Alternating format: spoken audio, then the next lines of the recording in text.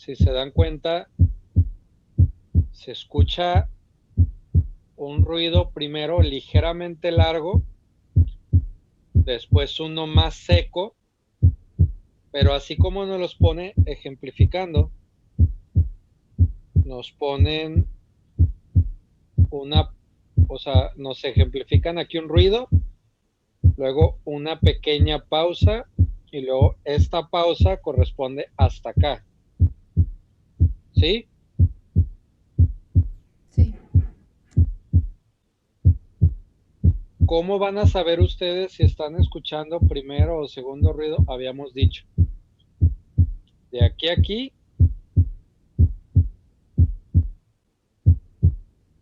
De aquí a aquí va a ser muy distinta la pausa a de aquí hasta acá.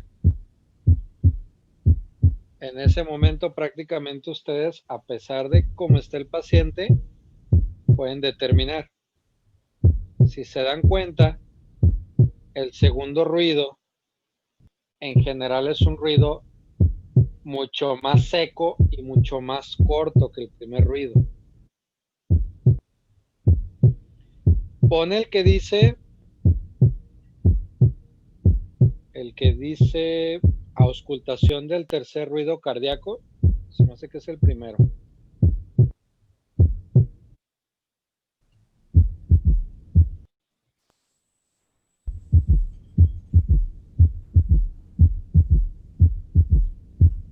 Aquí nosotros no estamos con un ritmo de galope, aunque pareciera ser como si fuera un caballito, digamos, pero prácticamente si ven, es solo para escuchar el tercer ruido, que en qué punto dijimos que se iba a escuchar el tercero.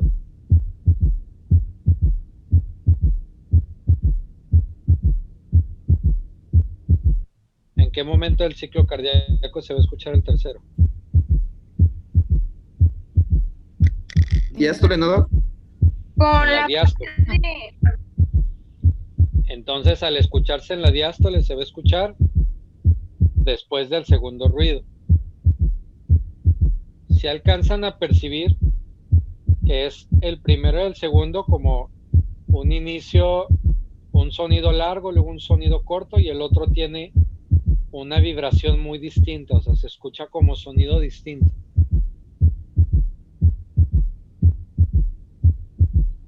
¿Sí alcanzan a escucharlo?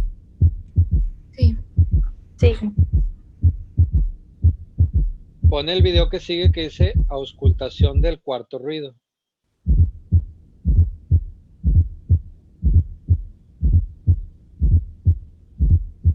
Muy importante en este es bien difícil que lo vayan a escuchar en algún momento, ¿eh? Aquí la única bronca es que este ruido, ¿qué se les ocurre que nos pueda confundir?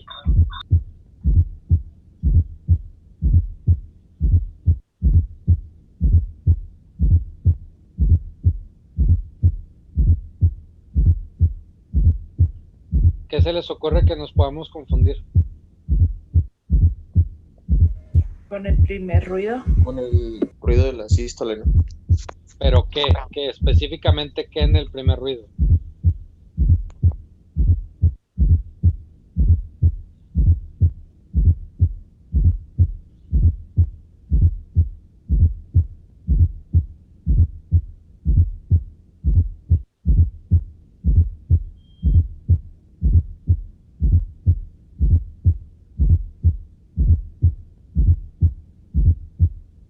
Ok, se va a confundir si el primer ruido estuviera desdoblado. ¿Cómo vamos a hacer pruebas para darnos cuenta si no está desdoblado? Lo que vamos a hacer es que le vamos a pedir al paciente maniobras para tratar de separar la válvula mitral de la tricuspidia. ¿Cómo vamos a hacer eso? Con maniobras respiratorias. Maniobra de Valsalva, maniobra de Rivero Carvalho, maniobras distintas, para que de esa manera nosotros, en lugar de que escuchemos como si estuviera desdoblado, escucharíamos técnicamente 3 ruidos. Ahora, pone el que dice auscultación del galope de suma. Creo que es el que sigue. parece?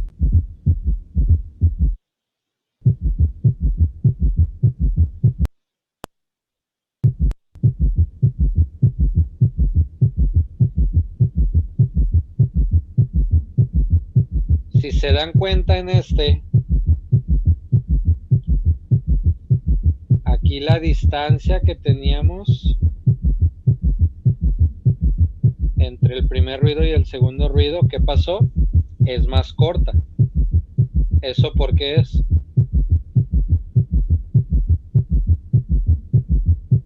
¿Se acorta la diástole? Pero ¿qué es lo que le está pasando al paciente?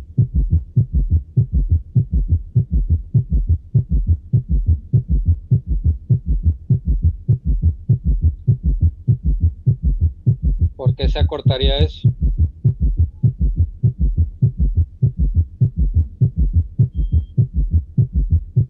¿Por qué se Por una acortaría? taquicardia. Es una taquicardia, exactamente. Por eso es que se escucha así. Ahora, vamos a ver el que dice soplo de la insuficiencia mitral.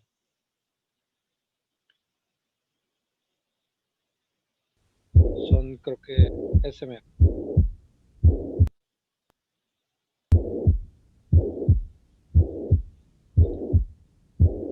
Este es el soplo más característico que probablemente ustedes puedan escuchar. El soplo de la insuficiencia mitral, en general, tiene una mnemotecnia para que fácilmente se la aprenda. Y esa mnemotecnia es la palabra IMSS, que sería insuficiencia mitral, soplo sistólico. Si se dan cuenta aquí, nos está poniendo un soplo que va a abarcar la totalidad desde el inicio de la sístole hasta el segundo ruido. Entonces, nosotros, ¿cómo vamos a describir este soplo?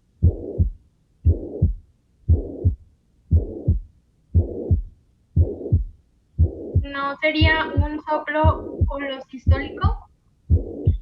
Entonces es un soplo holosistólico. Bueno, eso ya cambió. ¿A qué cambió? Porque se escuchaba como un extra. Ok.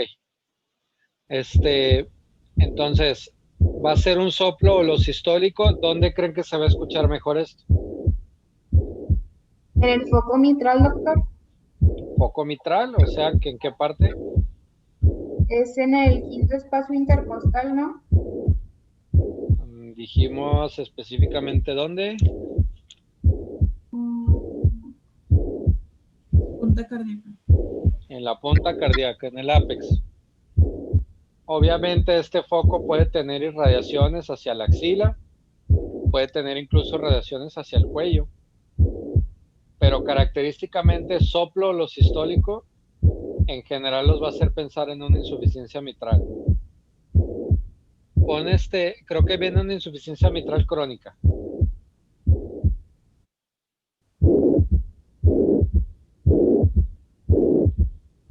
Si se dan cuenta, en general no cambia, simplemente se mantiene el soplo holosistólico, solo se agregó un S3.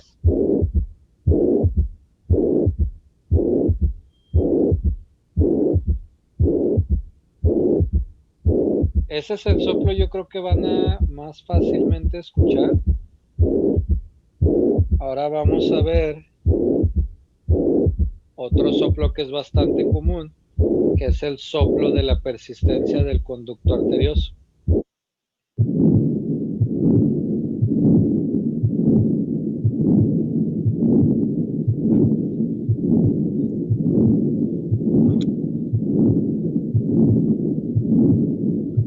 ¿Sí?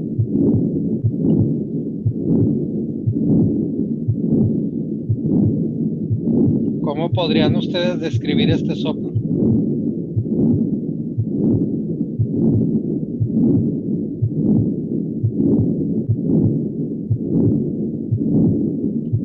¿Cómo podrían describirlo? Que es un soplo creciente decreciente.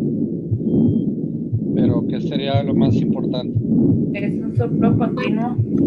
Es un soplo continuo, entonces un soplo que va a estar presente prácticamente en todo el ciclo cardíaco. Esto es precisamente por donde se encuentra el conducto arterioso. ¿En qué pacientes vamos a escuchar este soplo?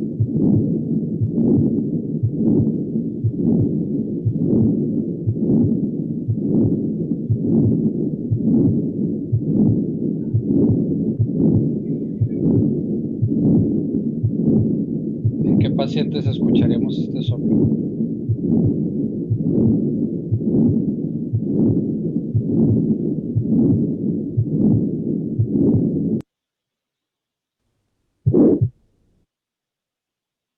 Bueno,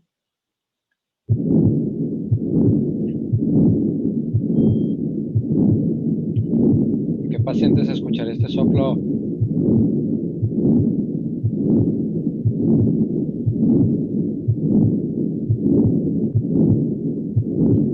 ¿Quién puede tener una persistencia del conducto arterioso? Serían pacientes pediátricos. Pues en bebés, obviamente. Pon el que dice auscultación del desdoblamiento fisiológico del segundo ruido.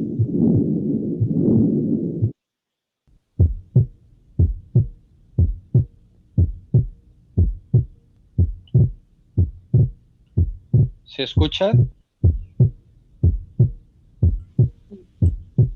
Sí.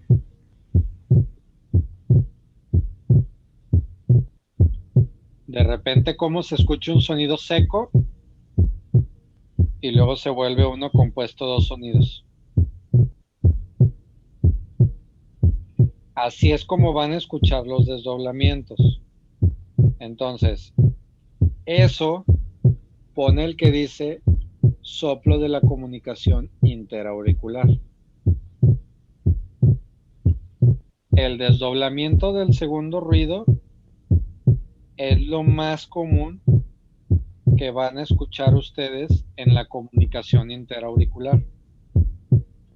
Difícilmente van a escuchar un soplo.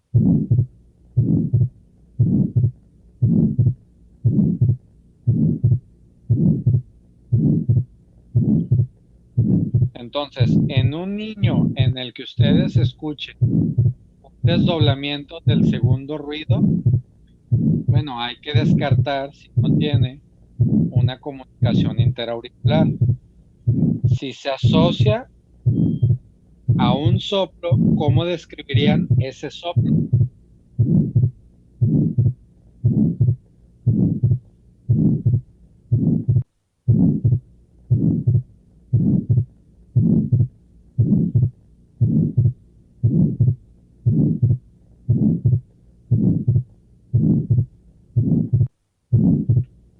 ¿Cómo lo describirían?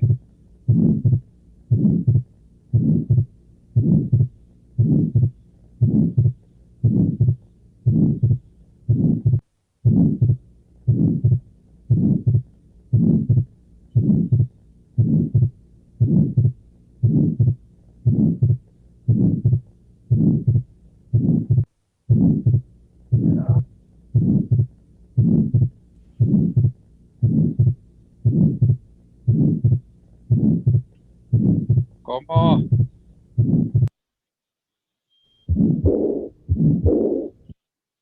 No, sí, es otro. ¿Cómo describirían el soplo que estaba escuchando? Como mesosistólico. ¿Cómo?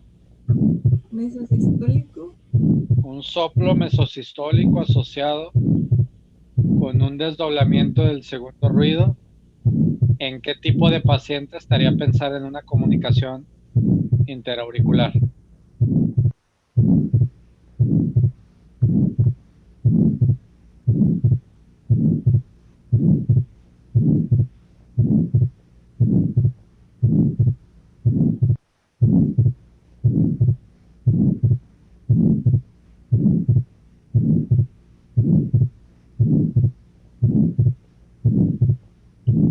¿Quiénes tienen comunicación interauricular?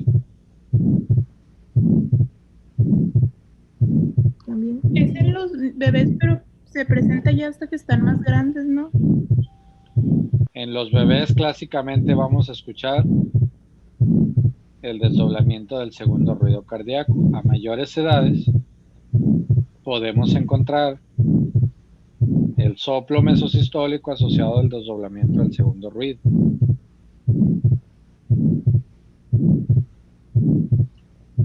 Vamos a escuchar el soplo de la comunicación interventricular.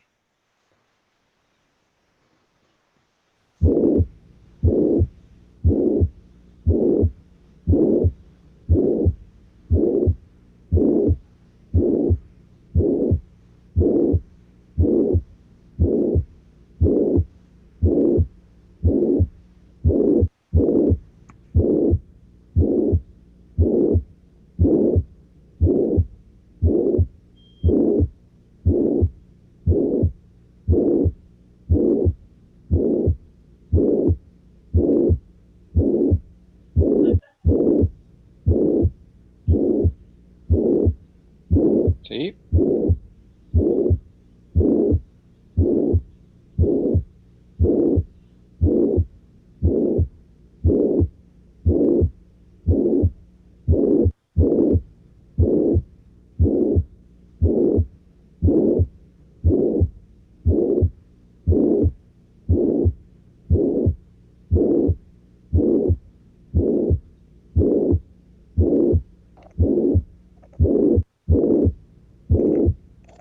No sería extrasistólico. ¿No sería qué? Extrasistólico. Como extrasistólico. Más bien holosistólico, ¿no?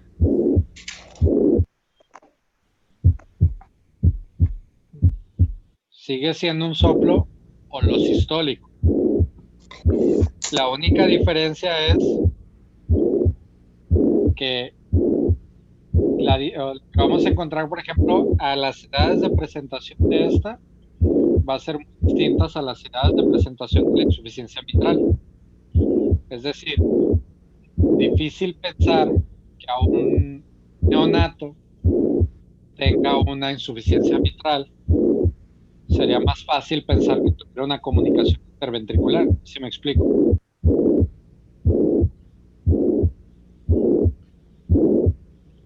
Doctor, pero ¿por qué se escucha en una parte como si empezara otra vez y de una forma rápida? ¿O son efectos del video? ¿Como si empezara qué? Como si empezara otra vez, pero de una forma rápida.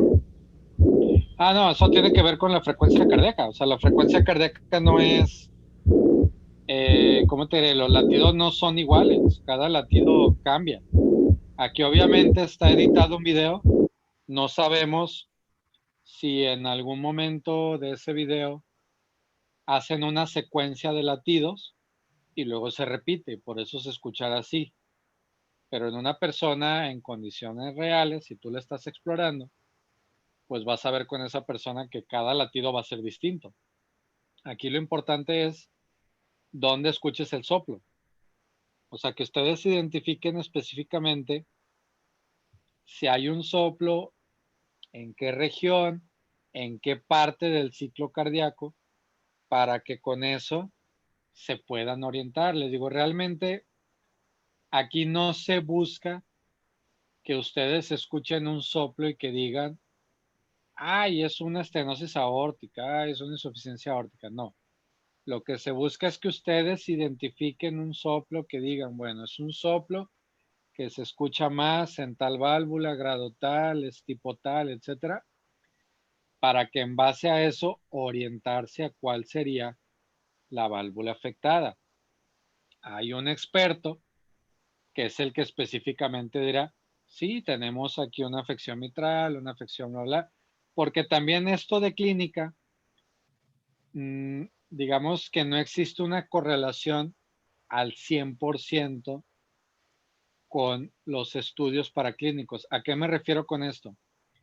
Podemos escuchar un soplo y nosotros clínicamente estar seguros que es una patología, pero al momento de que le hagan un ultrasonido, ya con eso nos va a dar el diagnóstico al 100%. Digamos que esas herramientas llegaron a dar los diagnósticos ya certeros. Pero la idea es ubicar. Ahora ya pone el que dice soplo de la estenosis aórtica.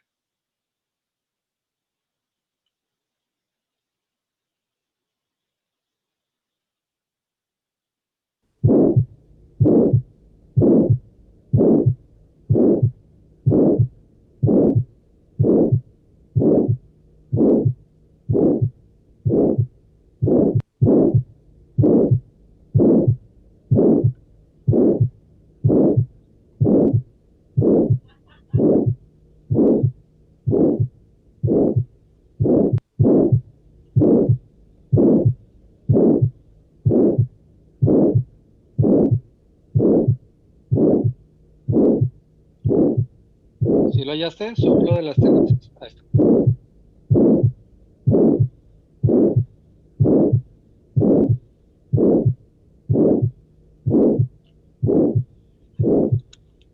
Recuerden que todo va a estar en relación a lo que hablamos de fisiología.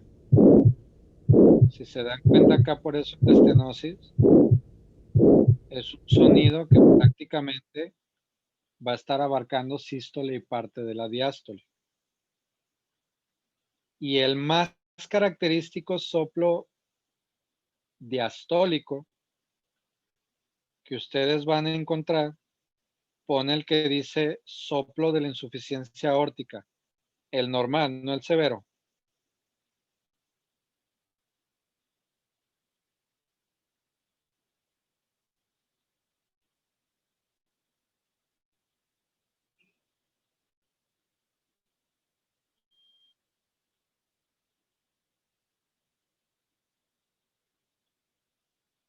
Creo que solo está el severo. No, yo lo estoy viendo. Sí, abajo Es del el 5, creo. Abajo del severo Sí. está el otro. Le diste el feo porque está de color negro.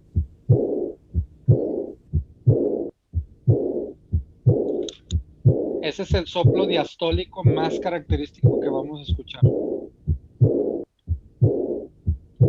Recuerden siempre que los soplos sistólicos en general, ustedes podrían pensar en soplos orgánicos o funcionales antes que patológicos, que sí, existen patológicos, pero siempre que hay un soplo diastólico, ese siempre va a ser anormal, siempre va a ser patológico.